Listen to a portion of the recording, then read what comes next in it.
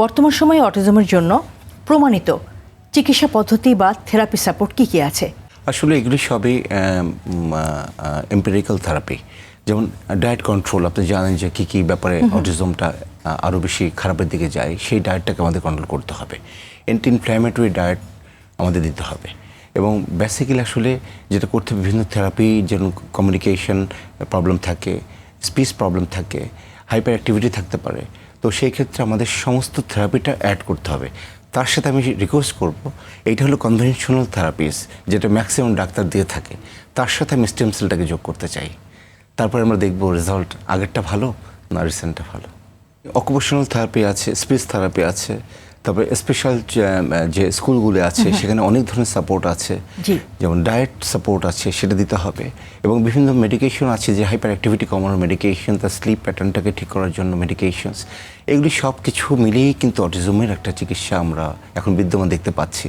আমি বারবারই বলতে চাই, এই সমস্ত ট্রিটমেন্টের পাশাপাশি স্টেম সেলটাকে যোগ করে আমরা দেখছি যে রেজাল্টটা আসলে আগেরটা ভালো ছিল না প্লাস করার পরে ভালো হয়েছে। অধ্যাপক ডাক্তার খালিদ মাহমুদ, বর্তমানে বাংলাদেশ শিশু হাসপাতালে আপনারা কোন কোন রোগের ক্ষেত্রে এই স্টেম সেল থেরাপি অ্যাপ্লাই করছেন?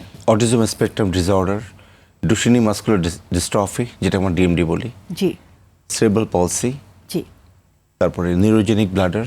আপনারা জানেন যে অনেক অপারেশনের পরে আমরা দেখা যায় যে বিভিন্ন পেশেন্ট ড্রিবলিং অফ ইউরিন নিয়ে আসে, সেটার উপরে আমরা কাজ করছি, নিউরোজেনিক ব্লাডার বলে যেটাকে।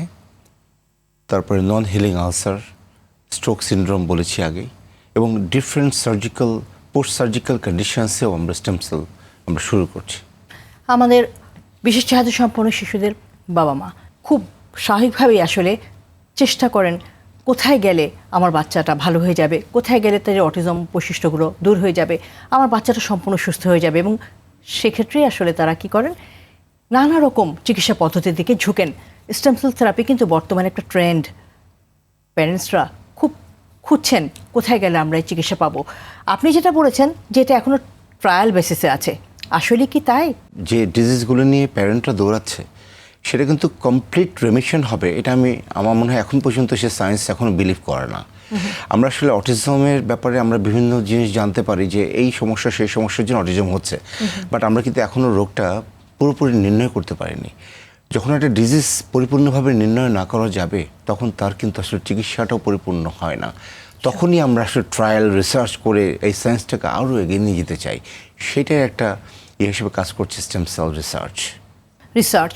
তাহলে কি এটা কি এখন অ্যাপ্লাই করার মতো অবস্থায় আছে? আমাদের রিসার্চ মানে হলো অ্যাপ্লিকেশন, আমাদের অ্যাপ্লাই করতেই হবে, রিসার্চ করতে হবে।